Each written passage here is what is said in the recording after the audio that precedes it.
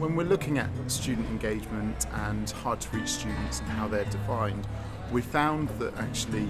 the key is in the context. And if we're looking at institutional context, there's a real important consideration as to how the students in those contexts are being accessed, being helped, being supported by the institutions, and also where they're being encouraged to engage beyond their degrees and their academic studies in the bettering of the experience for all of their peers.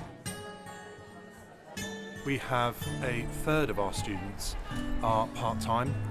2/3 of our students are over the age of 20, and approximately 55% of our students are part of faculties that have the majority of the students on professional placements, so either in education or health and well-being.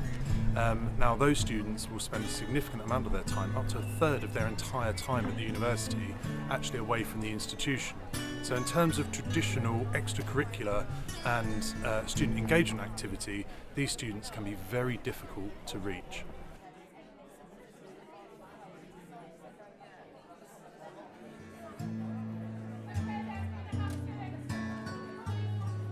Through my involvement in the REACT project,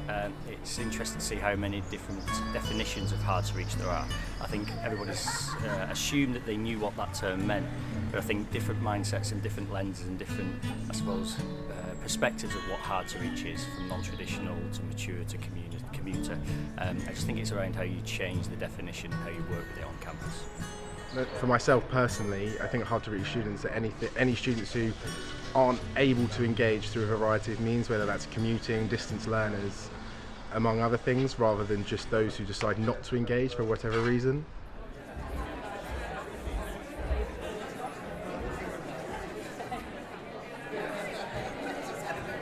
My position in all the roles that I do, I might be considered one of the super engaged students because I am actually a mature student and a commuting student, and I'm a single mum and I have lots of other things going on, and I'm just really desperate to make sure that people don't lose sight of the fact that when everybody's talking about student engagement and what they're doing and how they're looking at the different groups, that they don't lose sight of the fact that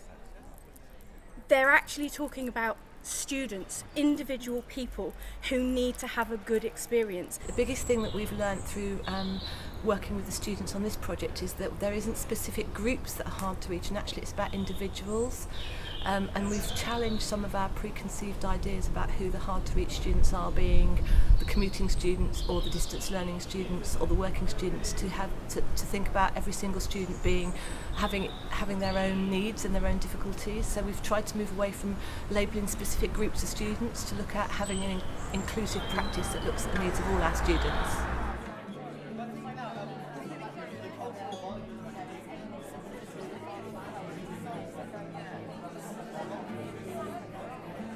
I really enjoyed the session from Newman University just now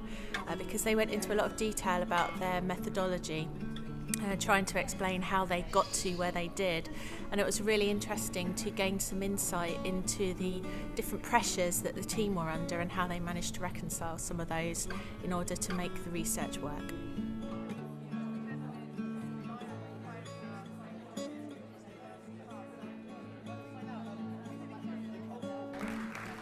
What we've had after the session was lots of support from other academics, welcoming our honesty, the notion of transparency, and really supportive of what we've tried to do and how that resonates with what they're trying to do in their institutions.